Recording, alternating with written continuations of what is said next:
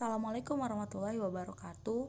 Perkenalkan, nama saya Reza Permatasari, NIM 1807026044. Saya mahasiswi Gizi 6B. Nah, pada kesempatan kali ini saya akan mencoba menjelaskan mengenai analisis masalah etika hukum kesehatan dan kode etik berbagai profesi kesehatan.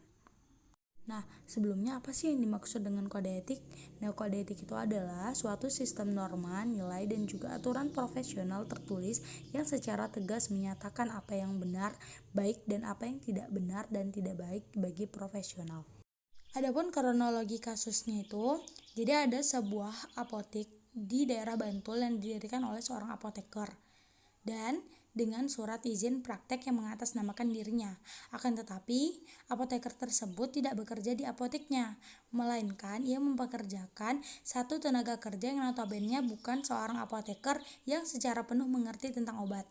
Tak jarang karena kurang mengerti tentang obat, apotek tersebut menjual secara bebas obat-obat keras yang diminta pasien tanpa resep dokter, seperti misalnya pemberian antibiotik yang permintaannya di masyarakat masih sangat tinggi.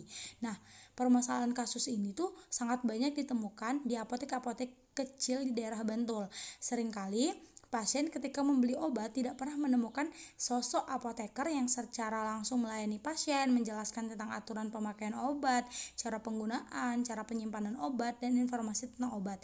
Jadi selama ini kebanyakan apotek di daerah Bantul itu hanya sebatas mengambilkan obat, kemudian menyerahkannya kepada pembeli dan menyuruhnya membayarnya. Nah, dari masalah tersebut kita dapat membedah kasus, yang dimana kasus permasalahannya itu yang pertama, apoteker tersebut memiliki apotek di daerah Bantul tetapi ia tidak bekerja di apoteknya. Yang kedua, apotek tersebut tidak memiliki apoteker, yang terlihat di apotek tersebut hanya satu tenaga kerja yang memberikan pelayanan sekaligus sebagai kasir di apotek tersebut dengan notabene bukan seorang apoteker. Nah, kemudian yang ketiga, apotek tersebut melayani secara bebas penjualan obat-obat keras yang dibeli tanpa menggunakan resep dari dokter. Nah, adapun analisis pasal terkait pelanggaran tersebut itu ada di Undang-Undang Nomor 36 Tahun 2009 tentang Kesehatan, Pasal 5 Ayat 1. Setiap orang memiliki hak dalam memperoleh pelayanan kesehatan yang aman, bermutu, dan terjangkau. Kemudian ada Undang-Undang Nomor 8 Tahun 1998 tentang Perlindungan Konsumen, Pasal 4 Ayat 1. Hak atas kenyamanan, keamanan, dan keselamatan dalam mengonsumsi barang atau jasa. Kemudian ada Peraturan Pemerintah Nomor 51 Tahun 2009 tentang pekerjaan kefarmasian, Pasal 1 Ayat 13. Apotek adalah sarana pelayanan kefarmasian, tempat dilakukan praktek kefarmasian oleh apoteker.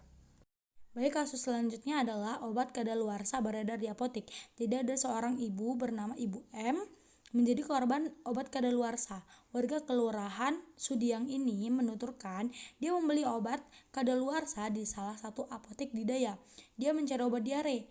Saat itu, kata Ibu M, dirinya hendak memberi Lacto B, suplemen makan. Namun, oleh penjaga apotek, jenis obat tersebut dinyatakan habis. Penjaga apotek tersebut kemudian menawarkan dialak yang tersimpan di dalam lemari pendingin. Menurut penjaga apotek tersebut, dialak memiliki komposisi dan kegunaan yang sama dengan Lacto B.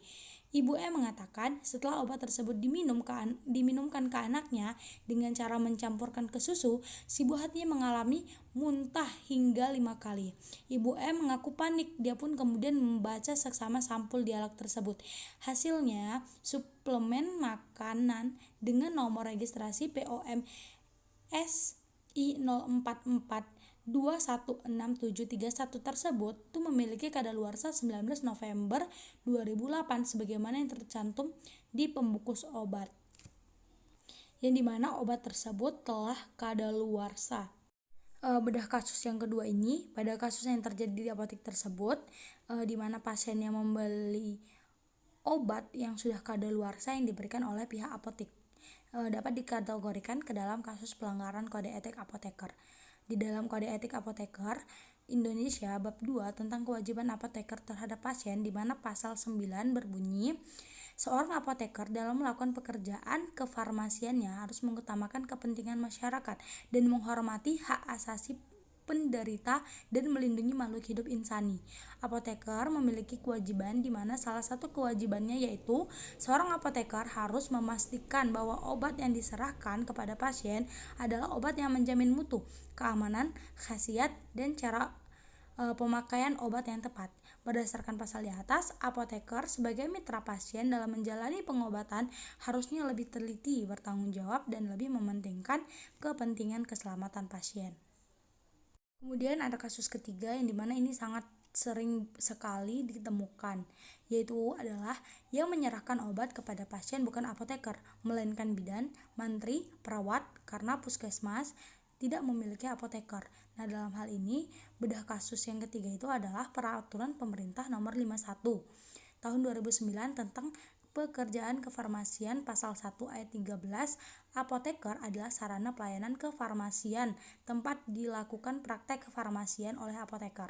Kemudian ada Pasal 51 Ayat 1, pelayanan kefarmasian di apotek, puskesmas, atau instalasi farmasi rumah sakit hanya dapat dilakukan oleh seorang apoteker.